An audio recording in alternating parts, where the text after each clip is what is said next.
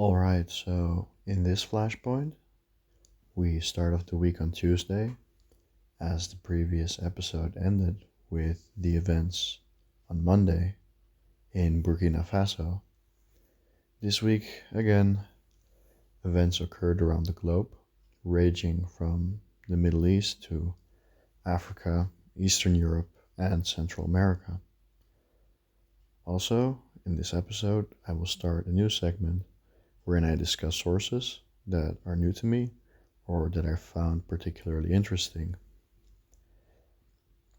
On Tuesday, France slammed the quote, unacceptable, end quote, jail sentence for a French man held in Iran on spying charges. An Iranian court has sentenced the French man to 8 years in prison on spying charges. His family and Paris-based lawyers said that Tuesday, arguing that Tehran was using him as a hostage in talks with the West. Benjamin Briere, 36, is the only Western detainee known to be currently held in Iran who does not also hold an Iranian passport. He was also given an additional 8-month sentence for propaganda against Iran's Islamic system, his lawyer, Philippe Vallon, said in a statement. Briere, who is being held in Fakilabad, in the eastern city of Mashhad, was arrested in May of 2020 after taking pictures in a national park with a recreational drone. Allegedly, this was at the border with Turkmenistan. He is also currently believed to be on a hunger strike. Quote, "This verdict is the result of a purely political process and devoid of any basis," Vallon said. Calling the trial, which began Thursday, a masquerade, he added that Briere, quote, "did not have a fair trial in front of impartial judges," end quote, and noted he had not been allowed to access the full indictment against him. The French Foreign Ministry described the verdict as, quote, "unacceptable," end quote, saying Briere was a tourist. He is one of more than a dozen Western citizens held in Iran and described as hostages by activists who say they are innocent of any crime and detained at the behest of the powerful Revolutionary Guards to extract concessions from the West. Now, as already suggested by the family and by the lawyer, these decisions, they never happen in a vacuum. This is extra interesting since currently negotiations over Iran's nuclear program are ongoing with France at the table. What good does it do to antagonize your negotiating counterpart?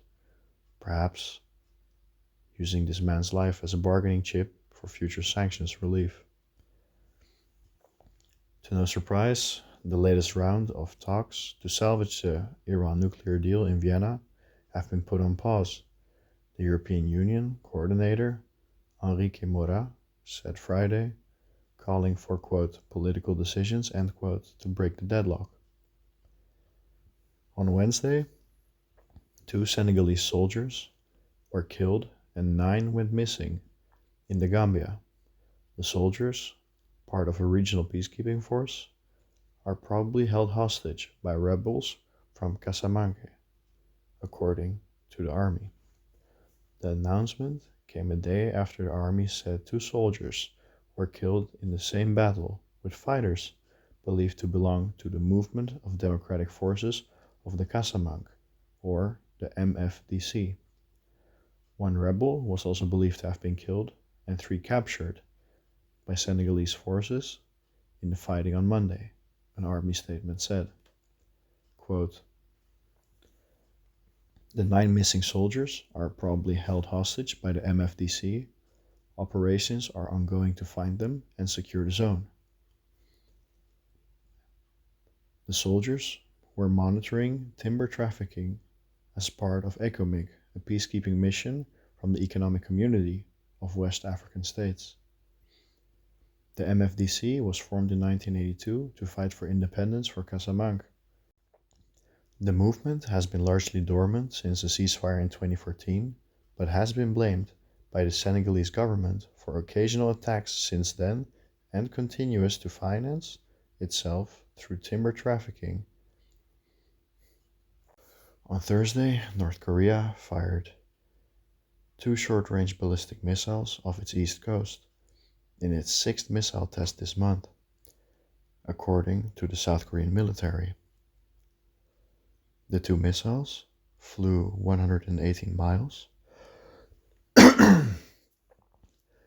The two missiles flew 118 miles after they were fired from Hahung, a port city on the northeast coast, according to the South military, which said that its analysts were studying the trajectory and other flight data to help determine the types of missiles launched. The latest flurry of missile tests suggests that North Korea's leadership is both pursuing ahead with its program, modernizing its country's missile forces, and trying to jolt the Biden administration out of its diplomatic slumber and force Washington to engage with North Korea on Mr. Kim's terms. Now on Friday, the news reached me concerning an uptake in gang-related violence in Mexico throughout the week. As Mexican drug cartels continue to fight over territory, the number of violent crimes in cartel-plagued Guanajuato in Mexico continues to rise. On Thursday morning, Periodico AM reported that 4 bags with human remains were found outside a grocery store in Opalo Street at Tinaye de Bernajes community. A green cardboard was placed on one of the bags with a message from an alleged drug gang. Residents who saw the bags on the store's access ramp said the human remains were cut in pieces. They further noted that there were no traces of any clothes, making it hard to identify the victim or victims.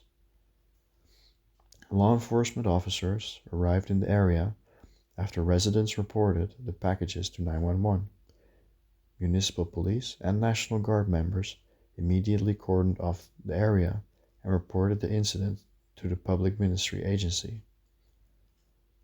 After forensic personnel worked and collected evidence on the site, the bags were taken to the Forensic Medical Service for the autopsy.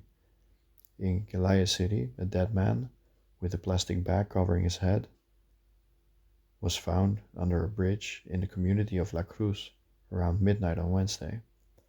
Authorities have yet to identify the victim, who was wearing black denim jeans. Local reporters said his hands were also tied behind his back. The body, lying face down, reportedly had gunshot wounds. A cardboard with a message was also left on top of the body. In Resurrección, also in Celaya, 2 men who were in their 60s were shot in front of the church on Thursday afternoon. After providing first aid, responding police officers and paramedics rushed the victims to a hospital. However, one of the 2 men died in the hospital due to gunshot wounds to the abdomen and chest. The second man was reportedly in stable condition after he was shot in the left arm. Meanwhile, 2 men in Celaya's Arboleda de San Rafael neighborhood died instantly on Wednesday afternoon after armed men broke into their house and repeatedly shot them. After releasing 10 bullets to kill the victims, reports said the hitman immediately boarded the vehicle and fled the scene. Whew. These stories out of Mexico always get me for some reason. And now I would like to introduce a new segment on the channel wherein now and then I try to include a source that I found insightful or interesting. The source in front of me is called EUvsDisinformation. I picked this info because seemingly we are in an age wherein disinformation appears to be at an all-time high. I would, however, refute the claim that this is something new. Perhaps disinformation is new in the way in which it is delivered and the broad reach it has due to a majority of the population having access to technology that has access to a variety of sources. The source here in question is a Twitter page stemming back to November 2015 with 56,000 followers. It is directly linked to a page by the European External Action Service called Questions and Answers about the East Stratcom Task Force. The task force was set up to address Russia's ongoing disinformation campaigns.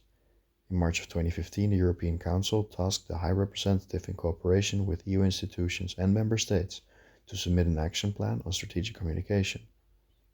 The task force is part of the Strategic Communications and Information Analysis Division of the European External Action Service. The division also includes the Western Balkans Task Force, the Task Force South, and a horizontal team with a focus on emerging threats, data analysis, policy development, and international cooperation, including the EU's Rapid Alert System on disinformation. This has been your Global Security Flashpoint, the last one of January, and in an eventful first month of 2022, I can only wonder what's next. See you all next week.